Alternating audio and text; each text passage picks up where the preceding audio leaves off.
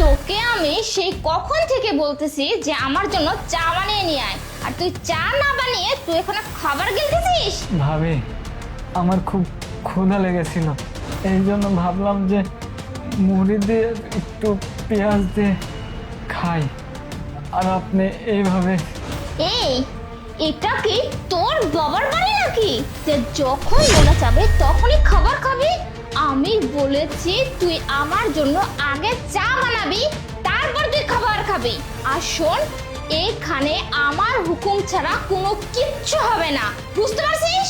ঠিক আছে ভাবি, ঠিক আছে, আমি আগে আপনার জন্য চাই বানাচ্ছি।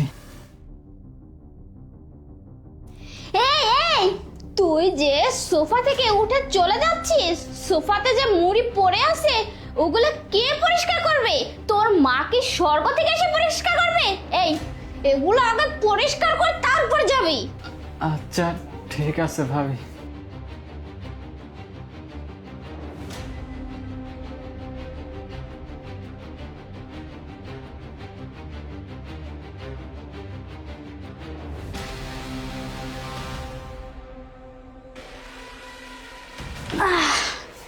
যাক, আমার তো ভালো হয়েছে, ফ্রিতে ফ্রিতে একটা দেবর পেয়েছি, আমার কোনো কিছুই করতে হয় না, সব কিছু কর। কি রে, এই হাতে কি মেহেদি লাগিয়েছিস নাকি? চা বানাতে এত সময় লাগে না, তাড়াতাড়ি নিয়ে আয়। ভাবি, আপনি আমার সাথে প্রতিনিয়ত এমনটা কেন করেন? আমি তো সব কাজই করি, তাও তো কোনো সময় আমি ভাইয়াকে বলতে যাই নাই, তাও আপনি আমার সাথে এমনটা করেন।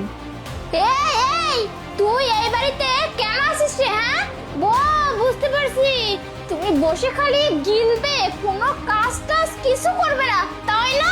তোকে কিন্তু একবার শেষ করে দিব আমি, কাজ কর। ভাবি, আমি তো 2 জায়গায় ইন্টারভিউ দিয়েছি, এখন চাকরি না হলে আমি কি করব? আর এই জন্যই তো আপনার বাসায় পড়ে আছি। মানুষ আর তোকে চোখে দেখতে পায় না, তোকে দিবে চাকরি, ও নাকি চাকরি করবে আর কামনে খায় দে। ভাবি, হবে হবে, একদিন আমারও চাকরি হবে।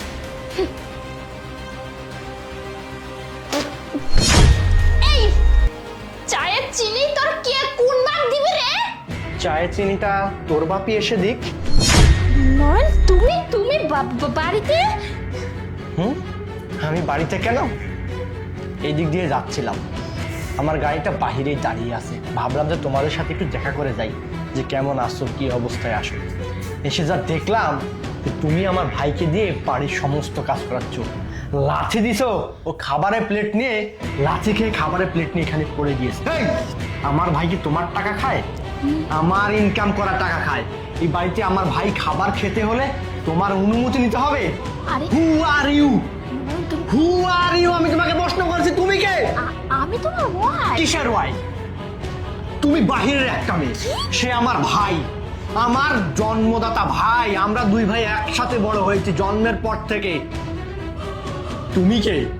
তুমি বাহিরের একটা মেয়ে, তোমাকে 2 দিন ধরে বিয়ে করে নিয়ে আসছি, তার মানে এই নয় যে এই সংসারের লাগাম তুমি ধরবে। আমার ভাই আমার বাসায় আসছে, আমার টাকা খাবে, আমার টাকায় পড়াশোনা করবে, তুমি বাধা দেওয়ার কে?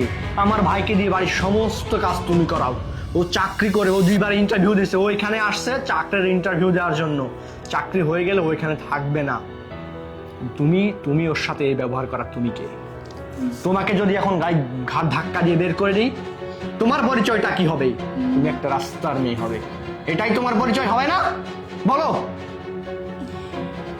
তুই থাম, আমি লাস্ট ওয়ার্নিং দিচ্ছি, আমি যদি আর কোনোদিন কোনো অবস্থা এরকম দেখছি তোর খবর আছে। আর শোন, কোনোদিনও অন্যায়কে মাথা পেতে নিবি না, অন্যায়ের প্রতিবাদ করা শিখবি, বুঝতে পারছিস?